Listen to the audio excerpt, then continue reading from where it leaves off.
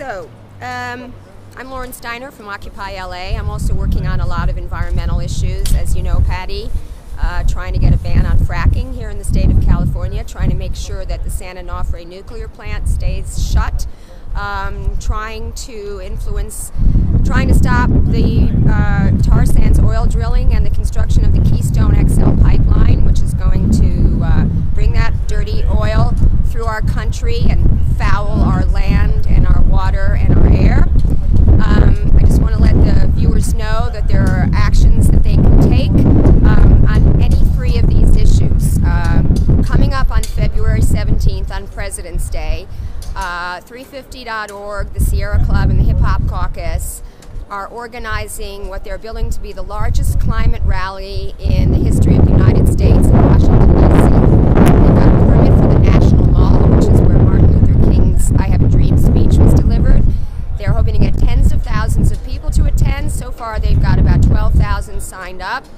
And for those of you who can make it to D.C., I'm going to be there. It's going to be great. But for those of you in the Los Angeles area who cannot, we're doing a solidarity rally right here in LA. So we're going to start from Olivera Street. We're going to march. We're asking that people wear black, and we're going to form a human pipeline and march to City Hall. And we're right now in the process of getting speakers and performers, and we're really hoping to make this the largest climate rally in the history of LA. We've already got 44 organizations that have signed on as supporters that are going to blast this out to their lists, and the goal is a little tepid. It's basically to tell Obama to do something about climate change, which he's already said that he's going to do in his inaugural address. But of course, Patty, you know that Senator Harry Reid, who is the Senate Majority Leader, basically just pushed through some ineffective filibuster reform. So the possibility of any real significant climate change legislation getting through this Republican-controlled House is probably not going to happen. Had he supported the Berkeley-Dahl Parkin bill, he would have had senators have to make a talking filibuster. Like Mr. Smith goes to Washington, they actually have to stay on the floor of the Senate and talk. Not to get a talk. But that didn't happen. No. We have these big reforms that Republicans' goodwill. And as we know, the Republicans have no goodwill for Obama. Even when he proposes their own legislation, they will vote against their own bills just to support him. So basically, anything that he does in terms of climate legislation has to come through executive order, and that's really not very significant. So we, the people, it falls back on us to really do all the actions here. We're going to have to go and, do civil disobedience. There's fracking right here in California, in Los Angeles. The largest urban oil fields in the country is in Inglewood, in the Baldwin Hills. You might have, for those of you from LA who are watching, you might have driven by La Cienega and seen those oil derricks. Well, they're fracking now, and we don't even know when they frack, where exactly they're fracking, what chemicals they're using because of the Halliburton loophole. When Dick Cheney left the White House, he got Halliburton and all the fracking companies exempted from the Safe Drinking Water Act. So basically, we don't even know what those chemicals are.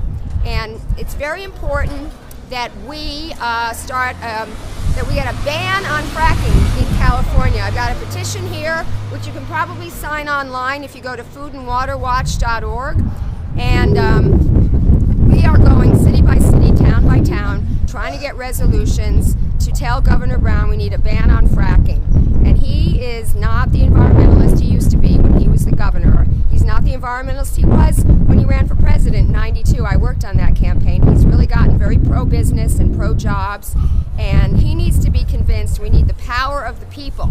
So folks, it's not enough to just watch this on Ustream or even come to this rally that we're doing today. We need to have the largest march on Sacramento like they had in Albany last week. They had 2,000 people that are trying to get a ban on fracking in New York.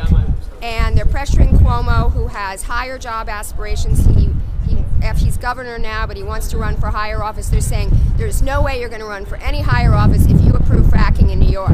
So we've got to put the same kind of pressure on Governor Brown, and we've got to also put pressure on the Public Utilities Commission to stop.